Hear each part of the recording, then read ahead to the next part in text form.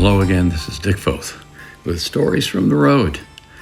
And this is Easter week, or Holy Week, as it is called in many places in the world, or Passion Week. It's the week between what in the church calendar is called Palm Sunday and Easter. And I'm thinking here, just today as I record this, what a week this is in America and around the world. I mean, in the middle of the week, we have tax day, April 15th. Then we got tariffs that are national tax things. And we have trade wars and all of that shaping up. And I'd like to talk about that. Oh, not about here and now, about 2,000 years ago.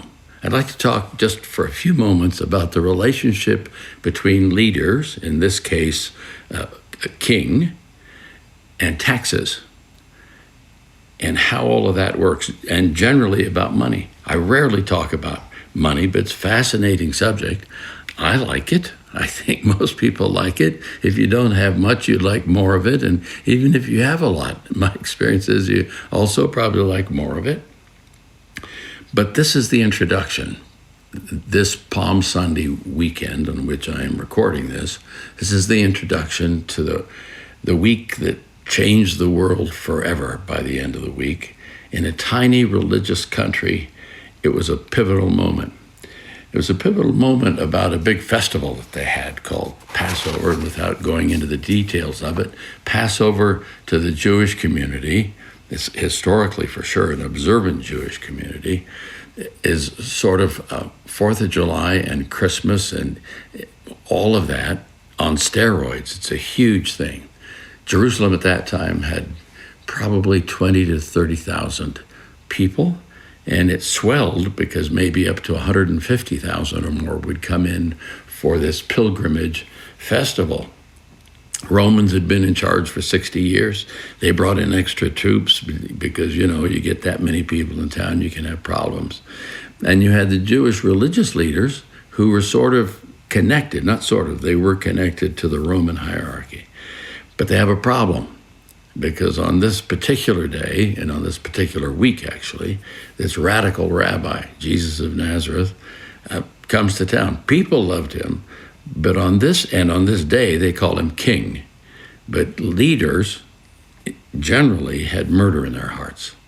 Within 6 days, Jesus will be killed, dead, but not gone. And several incidents within the week center around money. What happens in the week, he's staying out of town and he comes in every day to the temple area, and they're going back and forth. Leaders are challenging him and so forth, and it's what the British might call back in the day fisticuffs. And several incidents are recorded in that time around the subject of money. I've often said that we have two things we deal with our whole lives: relationships and money, and one of those will make you rich. And it's not money. And usually when I make that statement, I talk about relationships. But today I want to talk about money in this way. Why is there such a big deal about money? Well, it's my life. The second time around, I go away and work and give my life for X number of dollars. And then I get to do something with those dollars. I can hoard them or spend them or invest them, or I can share them or give them.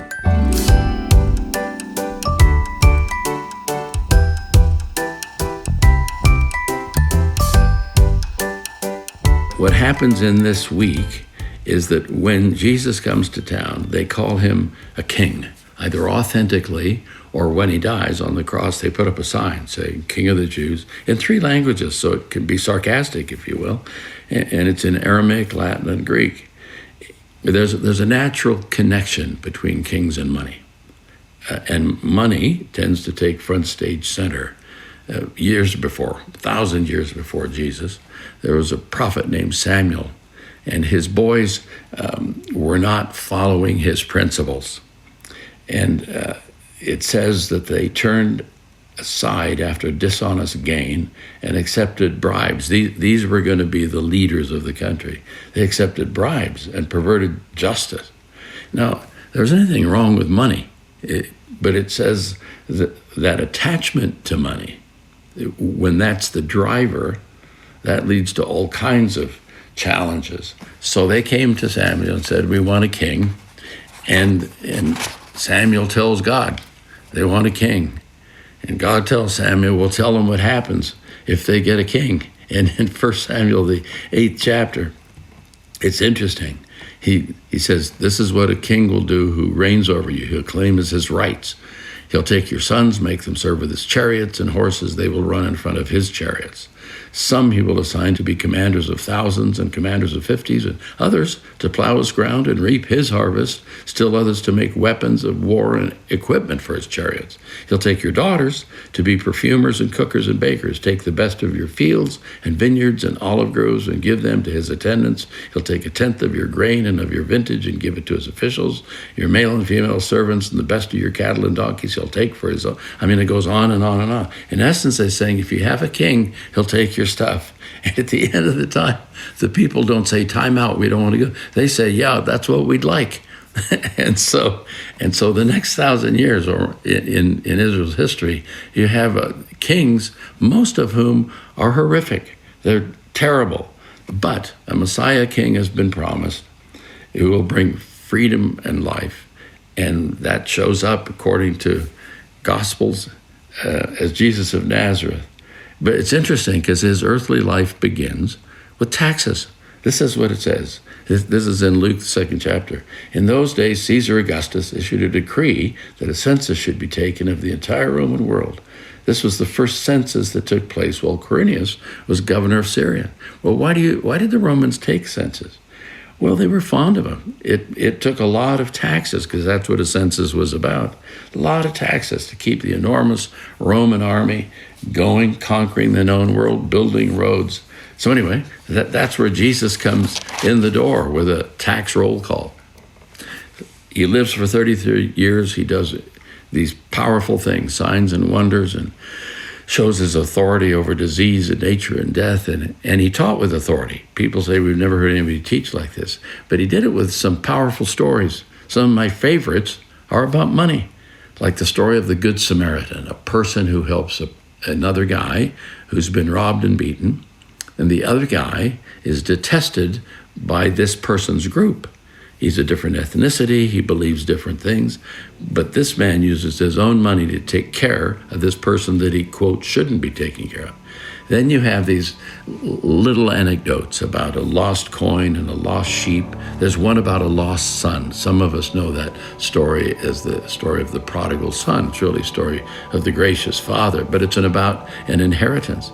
There's another one about a guy who's forgiven a huge debt, like the debt of a small country, but somebody owes him $5 and the guy really goes after him, and that doesn't work out very well. There are stories of crops and catches of fish and treasures found in fields and so forth. And then this profound question is asked, and it's sort of a balance sheet question, when Jesus says, what shall it profit a person if he gains the whole world and loses his soul? Anyway, here comes Jesus of Nazareth into Jerusalem on that Palm Sunday, and people are throwing down their coats and their cloaks, and they're shouting, blessed is the King who comes in the name of the Lord, peace in heaven and glory in the highest.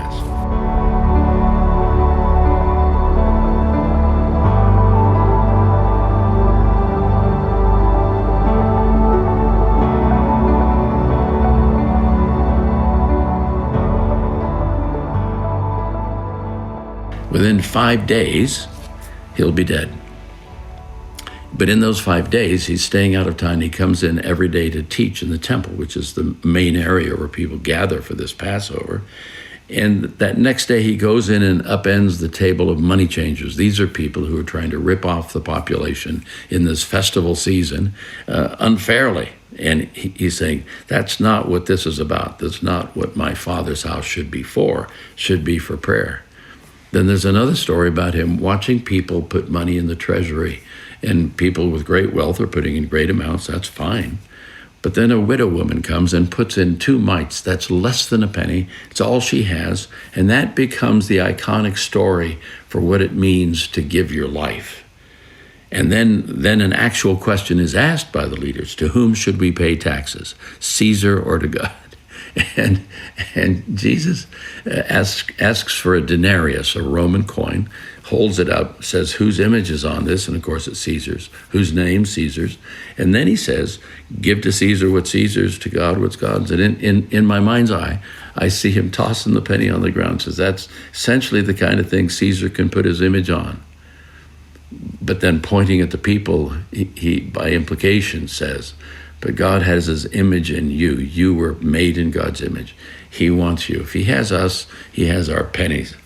And then along the way, one of his close fellows, one of the 12, a guy named Judas, sells him out for 30 pieces of silver. Then when he's being crucified, soldiers gamble for his clothing. And one of the last things he says is to John, apparently in the Gospels, one of his followers, take care of my mother. That's an economic decision. It's a compassionate decision. So here you have kings in all human history who tax you, take your stuff. But that's not this king. King Jesus is not one who comes to get. He's the king of the universe who comes to give. At least that's what I believe, what I read, what I've understood for a lot of my years. He pays debts in our lives. He gives us life. He lives his life through us. And he gives us moment-by-moment access. Years ago when I was in D.C., I'm a kid from East Oakland, as many of you know, East Oakland, California. And I'm not brought up with wealth. I'm not brought up in high society. Again, nothing at all wrong with that. It's just not where I come from. And I'm going to meet my first senator just to make his acquaintance. And I'm walking through, I think it was the Russell Building, one of those office buildings in D.C. where senators have their offices. And I'm sort of griping, whining to God. I got a PhD in whining. And I just said, what am I going to say? What am I doing here? And I felt like the Lord said this, not in an audible voice, but this is what I thought in my mind. If you speak to the king, if you speak to the king of the universe in the morning, it's not hard to speak to a United States Senator in the afternoon. If you speak to the king of the universe in the morning, it's not hard to speak to a United States Senator in the afternoon. And ultimately what the king does when he comes to our place is he invites us to his place. There's the story of Jesus on the cross on that horrific day that we call Good Friday, but it's this challenging day in Jesus' life and the friends around him.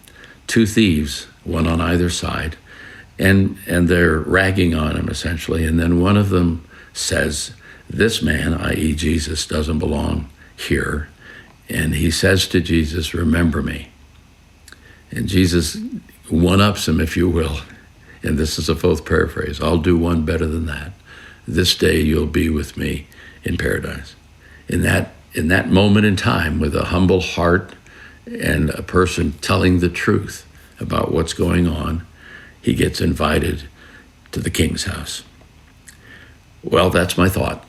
In the day of taxes and tariffs and trade wars and all that kind of thing, this is human nature. That's how life goes. But when the king shows up, the one who comes to give, not to get, there's profound encouragement and hope in that. I hope you have a blessed week in these days, and keep your heart open just to the things where you can show grace in your life to those around you. During this week, that would be a wonderful gift to give. Well, that's it for now. I'm out, and Foth signing off one more time. Thanks again for subscribing. Thanks again for checking out the audiobook called Stories I Love to Tell. And we will catch you the next time around. We'll see you.